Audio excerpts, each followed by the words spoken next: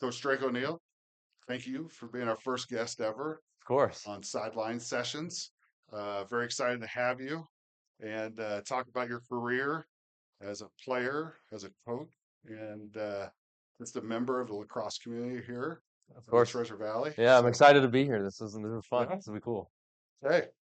We'll jump into it. We're going to get in a little history of yourself, starting with as a Timberline alum, like 4 years there, class of 2016, Yeah, yeah. right?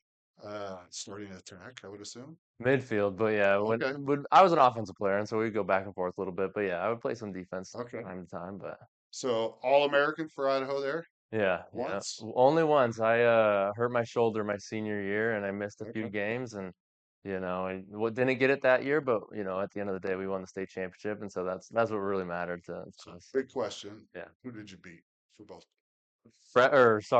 Sophomore year we lost to Mountain View to probably the best team, Uh-huh. out of the state. They were a stacked roster back then, and Okay. they were a very good team, and so we lost to them that year.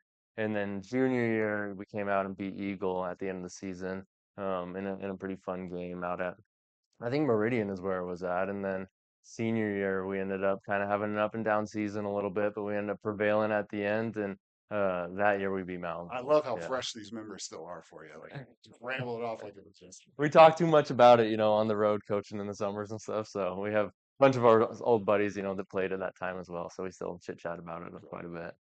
So after graduation at Timberline, went off to Rockhurst, Yep, yep. and there another significant resume builder as a player. So Rockhurst, for anybody that doesn't know, Division II in the Great Lakes Valley Conference. Yep, yep. Schools such as was Mercyhurst in there then? They weren't, and it seems like they should have been with that name, but they weren't. The predominant schools that are in it now are Maryville. They're a Yeah. very solid program, and they were new when we started or when I was playing out there. Lewis is a pretty strong program as well, and rest in peace. But Lindenwood used to be in the GLVC, back in the day, and they were kind of our cross-state rivals, so Sure. we went back and forth with them, Okay. quite a bit. So And then while you're there, continue to be dominant as a player, right? Lacrosse Magazine All American, U.S. ILA Scholar All American. I mean, anybody could be All American, but to get the grades with it, right? yeah, yeah, That's the difference maker there. And then at the same time, three all-time conference player, right? yeah, yeah. So significant. It was a fun career for sure. I enjoyed it. Unfortunately, my senior year we had COVID, take it away from us, Mhm. and so I think we only played 6 games that year, which was a bummer. Didn't get to finish it out, but no, it was a fun career. It was an awesome opportunity. My coach out there was a really good guy. He won 2 national championships at Syracuse, and so he was an upstate guy. Pretty hardcore. He's a power lifter on the side, and so he could clean like 315 pounds. We would go to his CrossFit gym, and he would be lifting and working out with us, and so. Overall, though, an awesome experience. Okay. Enjoyed my time in Kansas City. They won a Super Bowl my senior year. I think the 2020 is when they won the Super Bowl, but 2019 season, which was a blast being a part of that. And Okay. Kansas City's a big sports town, and so they love their sports out there. So All right. So post Rockhurst, short stint back home, if I right, get the timeline right. yeah, yeah, Coach Timberline again, yeah, yeah. right? Wait, let me back up. High school head coach. Who was it then? I had split of two coaches. So when I started out, John Mundy was our head coach, Okay. freshman, sophomore year, and then junior, senior year, Alex Williams and TJ Williams, his brother, were the coaches, at that time out there. So, Okay. yeah, So back, do a season assistant coach, right? yeah, yeah, And then you also along the way coached a little at True, which we'll for talk sure. about as another time. But sharing Yeah, back with the community, right? yeah, Bringing all that yeah, information and the skills and that knowledge back here to the community. And then you're off to Oakland College in Ohio, right? correct. Division III Yeah. as an assistant offensive coordinator. Yeah, the lead assistant and offensive coordinator out there for them. I was pretty young when I had that opportunity. I actually Coach Ryan or Ryan Pollock was the true director a long time ago, and he was the one who brought me into coaching after I graduated high school. Coached for him, and then he ended up getting the assistant coach job at Kenyon College out there in Ohio as well. And he was there for a few years, and then Oberlin job opened up, and he moved down the road, and offered me a full-time position out there, and I was like, why not? I love coaching. It is one of the my passions in life, and so I wanted to do it full time, and I took the jump, and I think scared my parents a little bit moving all the way across the country. My dad and Really? I, yeah, dad and I drove out and back from Cleveland many times. It was a really fun experience, though. It was awesome. I learned a lot. It was kind of like a second degree at that point because in college I didn't major in coaching, obviously. Right. What And was the so major for the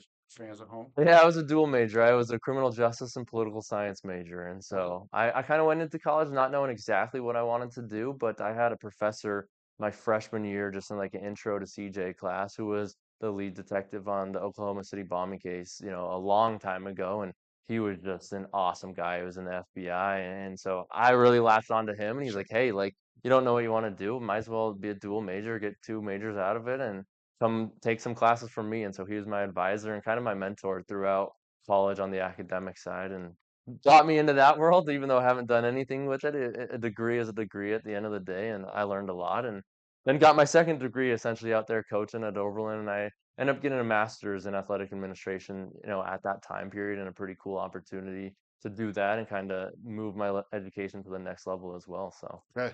yeah, And it brings, and now we're here, C of I, yeah, right? yeah. So in between Oberlin, did you go directly like Oberlin here, or just a little time, summer in between?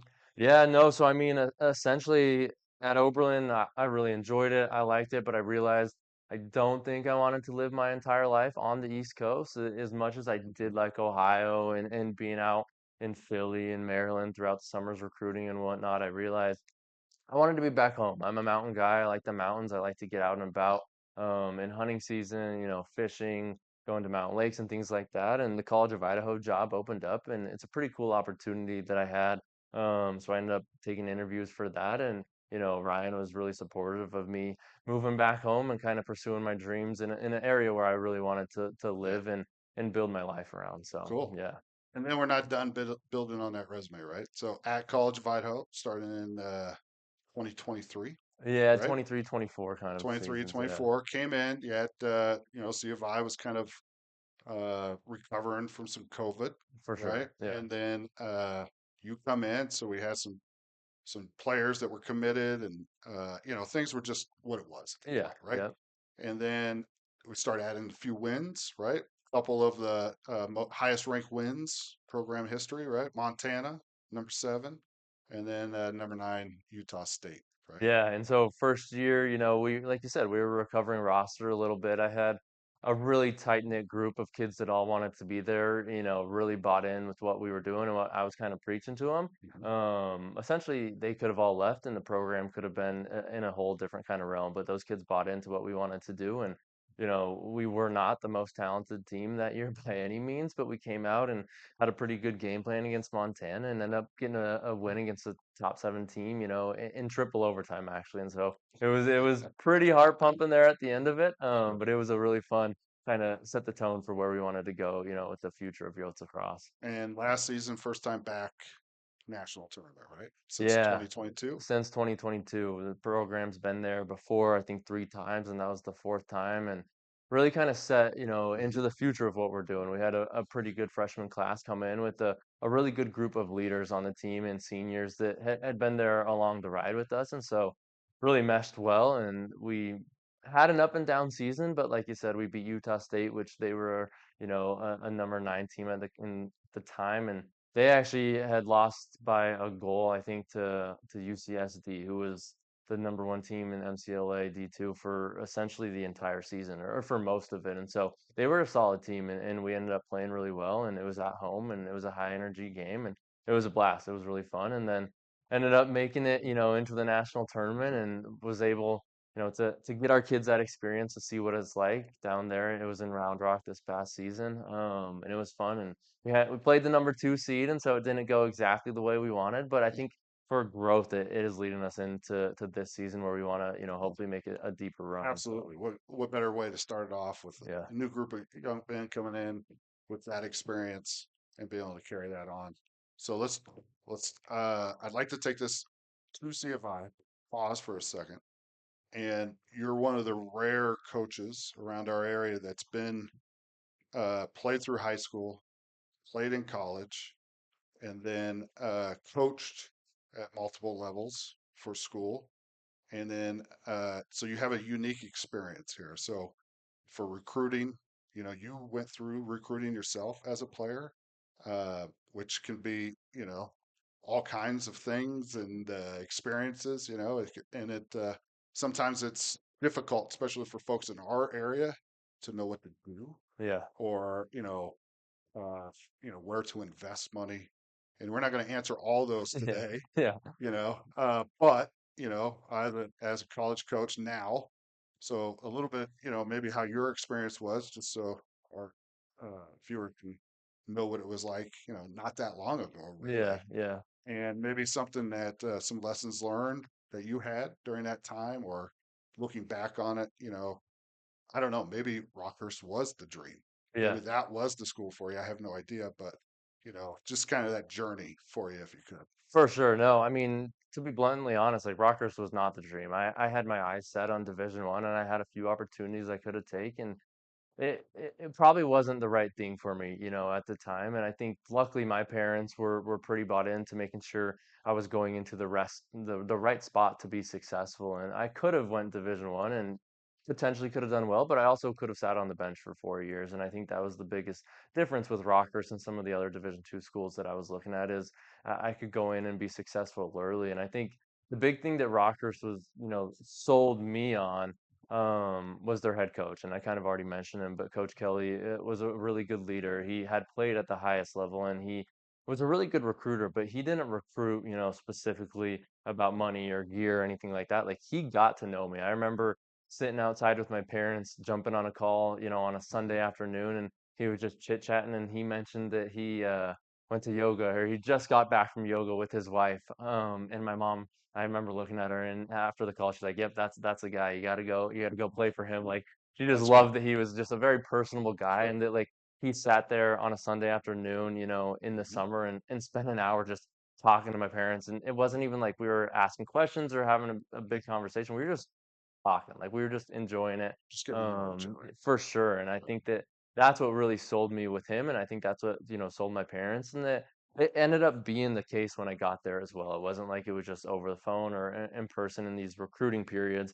Is he was a person that it was very genuine, and I think that that was the big difference for me. And I think for kids these days is like go try to find someone that you can have that connection with that when you get out there is going to be in the same aspect and Coach Kelly is definitely that, and he was very engaged in our lives outside of lacrosse, and I think that that really made the biggest difference for me. And so that's my biggest advice is maybe it is program based. Find a Mhm. program that fits you as well, but find that person that you really want to go put it on the line for. Because I know for my 4 years, like I wanted to drop every blood, sweat, and tear for Coach Kelly and for what he was doing there, at Rockers, and so. So, with that experience and that investment that Coach Kelly made in you, you carry that uh, kind of emotional connection investment forward now in Yeah, your coaching now. Like it's more than just X's and O's, let's say, for lack of a better description, right? Like for sure. you're Yeah. investing in these young men that are coming to your program. Yeah, and I definitely try to emulate, what he did and try to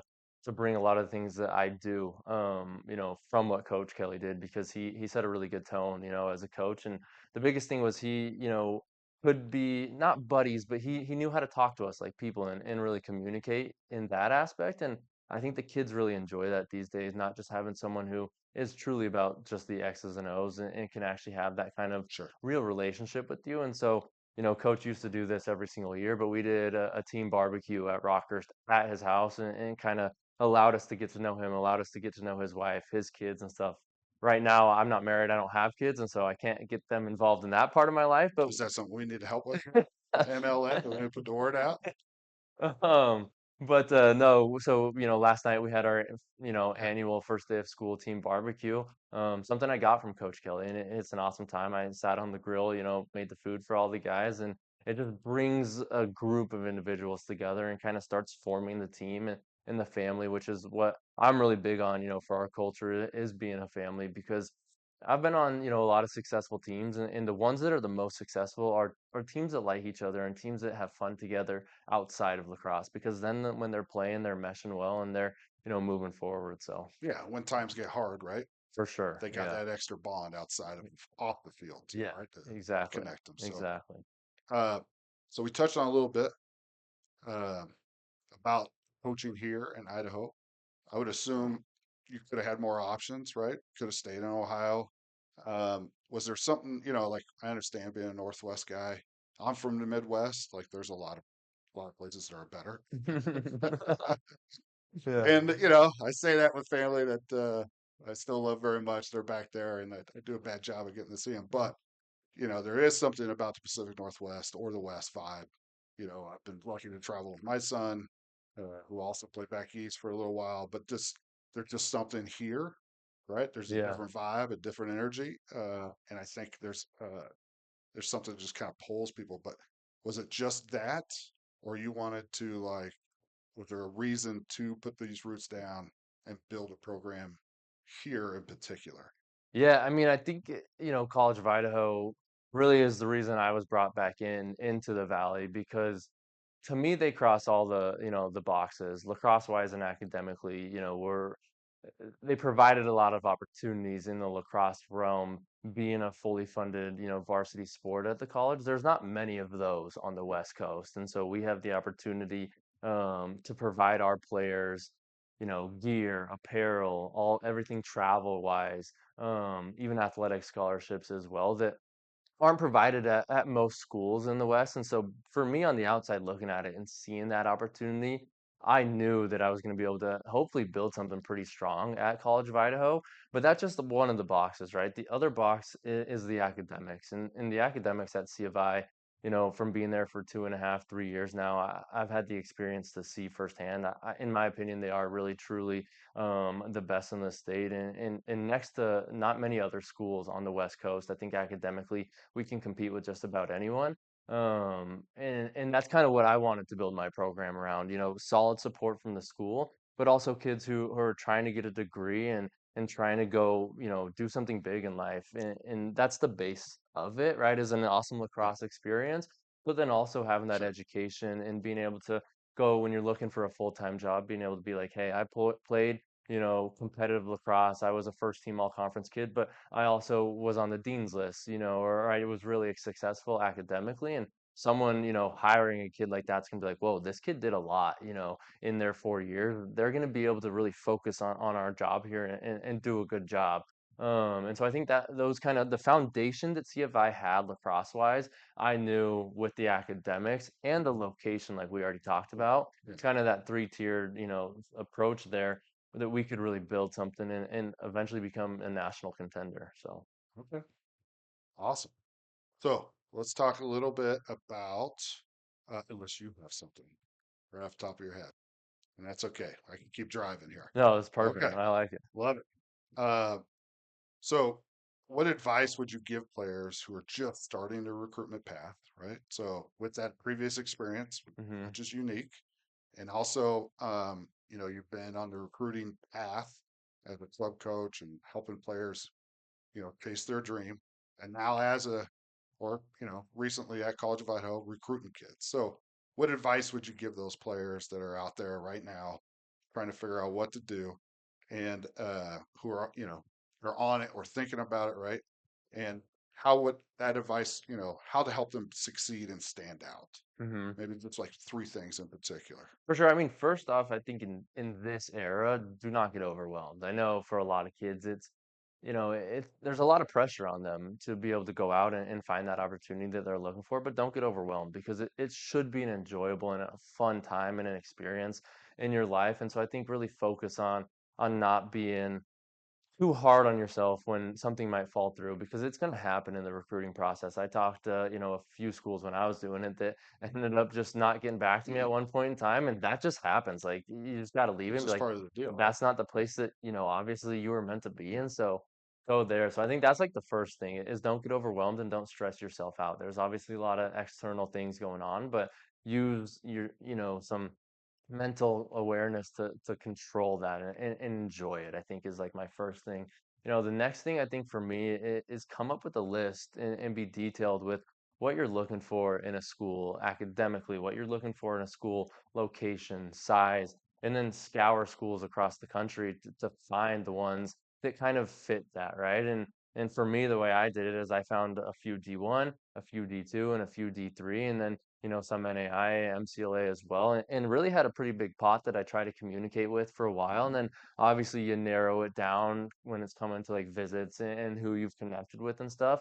Have that list of like your top schools, have the list of schools that you think you could be a good fit at, and then maybe have some lists of like everything went wrong, but that's okay. Like these schools are good options as well. And so I think that's another kind of step in the process of finding out where you could fit, but make sure you have a decent list, with that.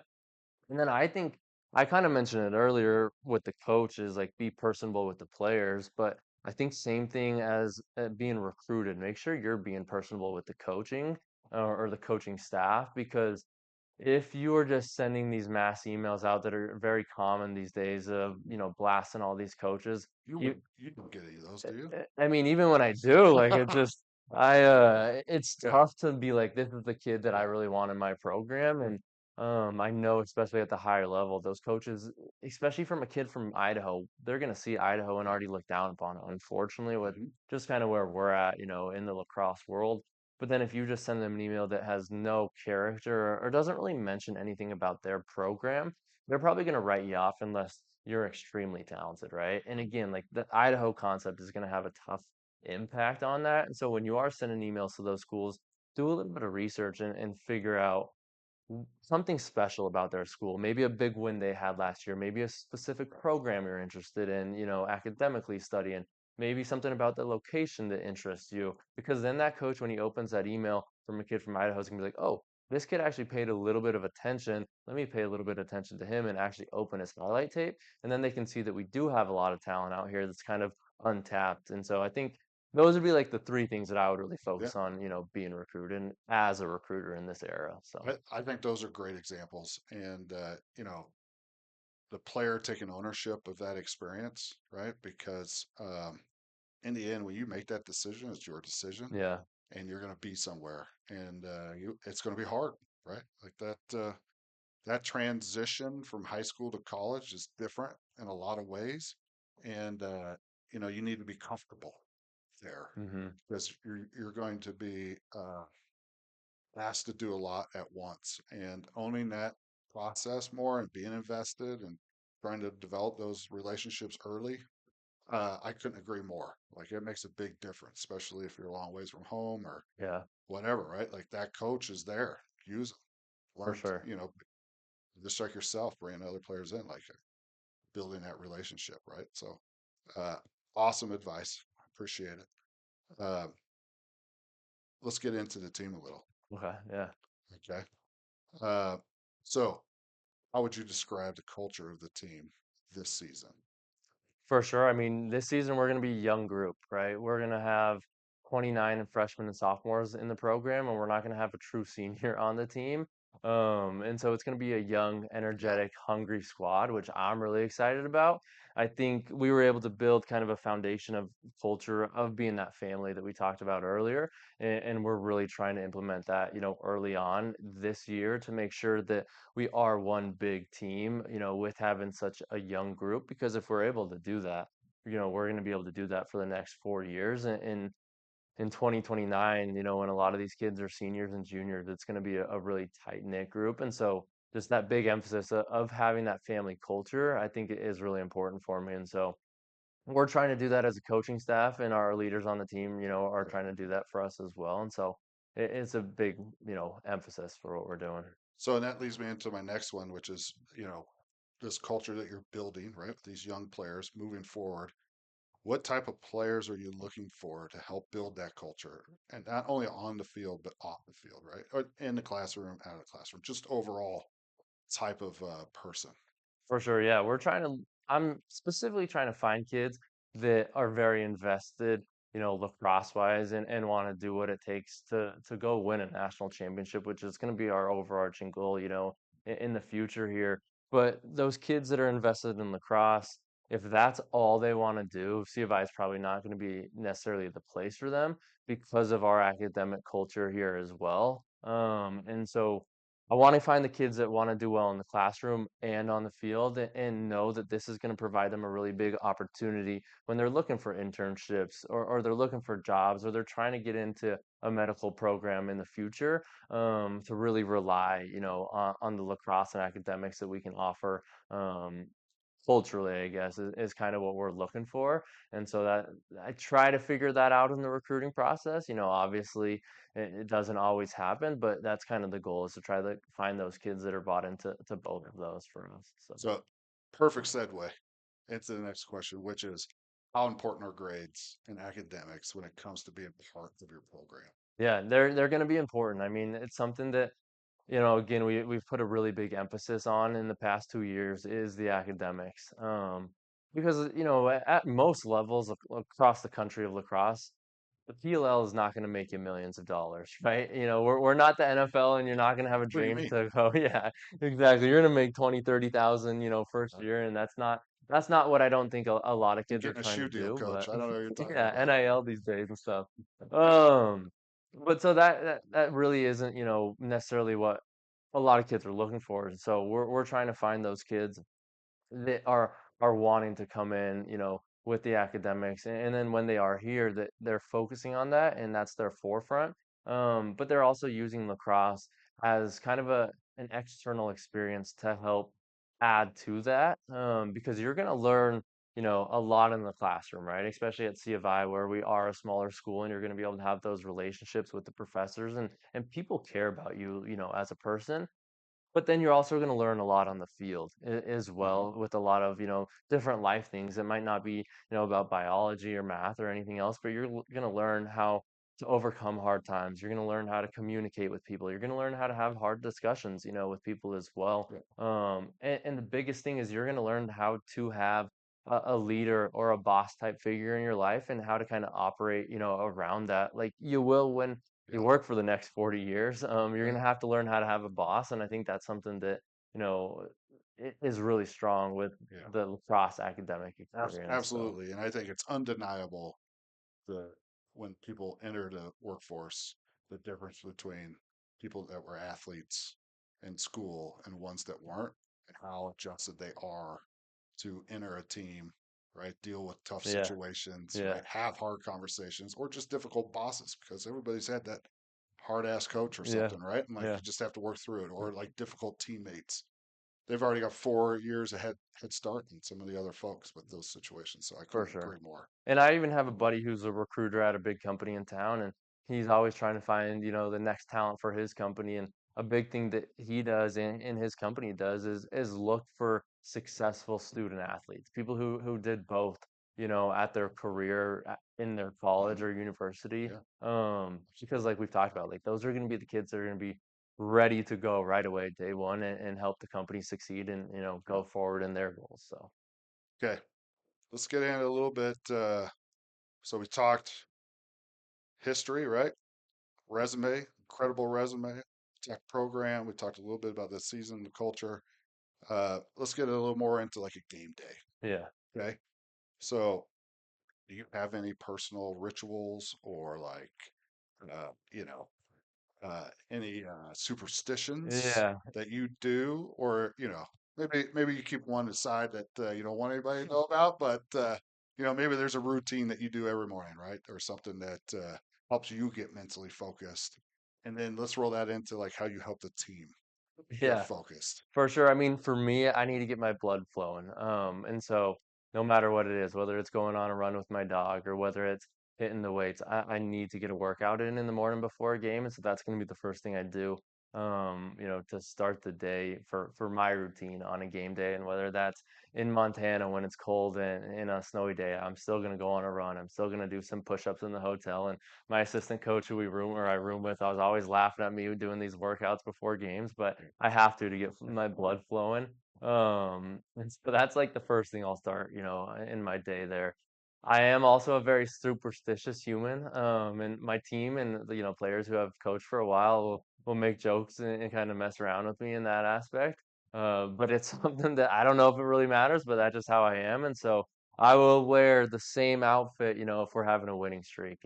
And so the past last season we went 9-0 to start the season, and I wore the same exact thing, every single game. And then when we had our first loss, it was a change up, and I changed it from there if we had, we're losing or whatever. So outfit, not that it matters, I know, but it is just a Whatever. superstitious Why thing. not? Yeah. Why, let's just keep it rolling. It's So working. so I Why do change it? that. No, team wise, I try to keep them mentally calm. I think that's going to be a big thing going into any game. I think Cool. overhyping, a game or into a game week is going to be something that's going to kind of be a negative for a team. And so I try to make sure they're calm. And what I try to do for that is making sure that they are very aware of what we need to do, in that game. And Mhm. so what we do is we watch a lot of film. We have a scouting report, we have specifics on the players that we're going into the game against, so that when we're an hour before the game, hopefully everyone's pretty mentally prepared, and also feeling loose and calm and ready to go, and not being overly concerned, because they know if we execute with what we want to do and follow that game plan and all the film we've watched all week, that they're going to be ready to go. So I think that's a big focus for me, is making sure, even if I know the team's going to be really good or really talented, to know that if we do what we need to do, the kids will be, ready to go. And I think for the most part, we've done a good job for that. Obviously, it changes game by game and whatnot, but Mhm. that's a big emphasis for us, for the team as a coaching staff. Awesome. I want to give you a chance. Uh, you know, I'd like to get back on. So we've done a great job. I appreciate all your time and everything on Oh, this, this has been fun. I like and it. helping educate everybody in the valley and sharing that information. I want to, before I kind of ask a little bit about transitioning to local lacrosse here. Uh, I want to make sure that we covered everything you want to talk about for C of I, the lacrosse program in the school. You mentioned that there was some differences in your programs versus others out in the West. You're a varsity sport, like you said, so there is funding, there is academics, there's scholarships for academics and help on the athletic side. Yeah. And then, which is unique in our area. Is there anything we're missing there that you might want to cover or anything or add to? Yeah, no, I mean, I think we kind of touched on it a little bit earlier, but we're very unique, with our situation, because there's not many schools, on the West Coast that have funded varsity sports at their in their programs. And so we have that at TFI, and like you mentioned, like we can give scholarships for athletics, and we have, like myself, I'm a full-time coach at CFI, so this is what I do, for a living, and I think that provides a lot of benefits for the kids, because I'm there every single day, as longer than the kids. And whether I like it or not, I have kids rolling through my office all day long, which I do really like. Sometimes I'm like, I need to get some work done here, but that's like why I do it, is to be able to just Yeah. have those conversations, get to know the kids, have some laughs with them. Today I had one of my players, we have a cool little pickleball court outside of our athletic facility at C of I, and one of my players called me up and was like, "Hey coach, like, come play pickleball with us for a little bit." And I was like, I'm dressed for the interview tonight, wore pants, not shorts. But I was like, you know what, I'll do it. And so we went out and played and had a blast. And, Sure. I think for my players, it's like they know and they have seen me be pretty hard on them and pretty tough, but being able to just have some fun, on an August day, the second day of school, playing pickleball with their Mhm. coaches, a different experience. And so I think having that opportunity to be full time at the school is awesome. Um, I would say as a parent, like knowing that your kid's going to struggle at times and that the coach is there, yeah. right? It's got an open door policy. Once it's closed, give them a minute, They'll knock. right? They knock, but maybe we can Yeah. use this opportunity to let them know, hey, the door's closed, coach is busy. Yeah. He'll come out when Susie's done, but have that person that they can go and Yeah. just like take five, right? That's got their back, that's willing to listen, or, you know, knucklehead stuff happens. Yeah. Better call coach, right? So uh, it's nice that you're there for those players. And I would assume that, any kid on campus that needs a place, your office is a location that they know they can go to. Yeah, and it is a small school, like I mentioned before, and so I know a lot of the other athletes, whether the basketball, football players, baseball players, whatever it is. Like I have relationship with Yeah, them as well, which is fun because when, I go to a basketball game to go support them, I get to see these kids that I talk to or pop into my office and just say hi every once in a while, which is an awesome, aspect of the C of I kind of education system. And it's the same thing with the other coaches too. They do a good job getting to know, my guys as well. And so it is a pretty big tight knit family out there, which yeah. which is fun and it's a good experience. So yeah, Okay, cool. Let's talk local lacrosse yeah, because we know, even though we're doing this new show, Sideline Sessions, get to know individuals that make a big impact or have made a big impact our local community, uh, and showcase them and what they're up to now. I still always want to make sure we're grounded here in our community and talk local lacrosse, which Mountain Lacrosse Network tries to do the best they can to help yeah, support and awesome. They showcase do an this major awesome event. job. So Yeah, I'll pass the word along. Appreciate that. So we're going to talk local lacrosse and, big subject, right? yeah, yeah. Uh, and from your perspective, what are the biggest opportunities for lacrosse in our area right now? Whether it's for improvement or something that used to happen that you'd love to see come back, or just in general. Yeah, I mean, I think there's kind of two things that come to my mind with that is, in the valley, I think making a continued emphasis on making sure the top athletes are being exposed to lacrosse at a young age. Because obviously, we're still in Idaho and football is going to be big for youth sport and baseball and basketball, right? And lacrosse probably isn't as prominent in some of these parents' minds. And so I think, you know, being a person that's been around in the valley quite a long time Yeah, and can hopefully make, some moves is making sure that kids are aware, of it at a young age and they know lacrosse. And even at C of I, like we do some clinics for the Canyon County kids just to get essentially any kid who wants to be involved in lacrosse. They come out to Simplot Stadium. I have all my kids, my players yeah, there and they're coaching them and teaching them and just having a fun time. And we have sticks and helmets and pads and, we do those each year. And so I think things like that, not just from C of I, but for anyone else, in the valley, I think is super important so that when a kid who, is a stud athlete mhm, is experiencing it, and feels lacrosse and has been kind of involved or introduced to it, they're like, oh, this is a fun sport. Because that's how I got involved. I wasn't a baseball kid growing up because I moved too much and I have too much action. And my mom was like looking to figure out, something that I could do. And back in the day, the YMCA actually kind of did a cool little thing where they had lacrosse involved with what they did. And my mom uh-huh, saw it downtown in Boise Y, and she's like, well, I've never heard of this sport. Like, that looks like something Drake might want to do. And so she got me involved into it. And, ever since it's been one of my favorite sports and one of my favorite pastimes. And so I think that's a big thing in the Valley right now is making yeah, sure that we get the exposure to the youth kids out there and making sure that they're kind of getting involved, at a young age. And then on a different side of that, but more in the high school realm is for me coaching and for me just, spectating and honestly, I think for the Valley, in general, is making sure that these teams are playing a few more games. I think the season, I get it with refs and field availability and weather and whatnot, but I would like to see a little bit longer of a season where I could see some of the top teams play against each other a few more times because just for my aspect, it is fun to watch that lacrosse wise, mhm, but it's also building the sport and it's helping, those teams and those players be able to play against each other a little bit more and having these fun, back and forth games that the Valley used to do and they've kind of strayed away from it a little bit. And so that is something that I would like to see everyone, locally play each other twice. And I get there's logistical concerns to it, and so I yeah, understand that, but it would be fun as an outsider who's not involved in the high school game as much,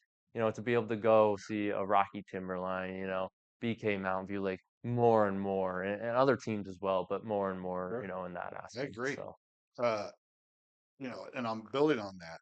If there was like a home field of sorts that could host some like back-to-back games to where maybe we could even help live stream them and get more exposure for everybody. That would be cool. yeah, Uh, Simplot Stadium's always open for any team who wants to do it. Perfect. Yeah, That's what I was hoping for. yeah, Which thank you for hosting the championships last year. I think it was of great. We course. had a drop my pencil. We had a great turnout. Yeah, The games were good. We had some of the highest viewers that we've ever had for Mountain Lacrosse Network. And, we tried to add in some, get some more exposure to schools. And Yeah, I appreciate you hosting and setting up and it was fun. It was a making it blast. easy for us. Yeah, So, I'm glad it worked out for us yeah. then. So yeah. So, okay, Coach, this is it. We're wrapping it up. Anything we're missing? Anything you want to say that haven't been covered yet? I think we touched on a lot. Okay, I had a good conversation. I really want to thank you for being that kind of external source in the valley. Not just the Treasure Valley, but you do a lot of good stuff in the whole state of Idaho as well, and making sure that, whether it's the biggest or the smallest program sure. is seen. And I think, you're a good leader of that, and so from a lacrosse coach in the valley and, just a lacrosse mentor as well. Like I want to say thank you for what Appreciate you it. do for the valley, and I think it's a really cool thing that you've stepped up because no one else has really done it. And so, from my side of things and from other people as well, like we want to Yeah. all say thank you to what you're Oh, I doing, helping appreciate that. expose And lacrosse a little bit more. we're hoping to build on that and get to keep growing. Just like yourself, making time to come and talk. I really appreciate that. Of course. It's incredibly valuable, and I think there's a lot of good things to come. I look forward to C of I season. Yeah. I got some personal reasons, Yeah. but in general, the more lacrosse, the better, and the better Of course. lacrosse, even better. Of So course. I'm excited. I look forward to it. Hopefully, we can have you back, Yeah. maybe preseason or something like that, or at least a couple check-ins, kind of see how it's going. And once again, I appreciate your time. Of course. More than happy to. Yeah, So yeah, thank you. We thank you. appreciate it. Yeah. All right, buddy. See you soon. Yep.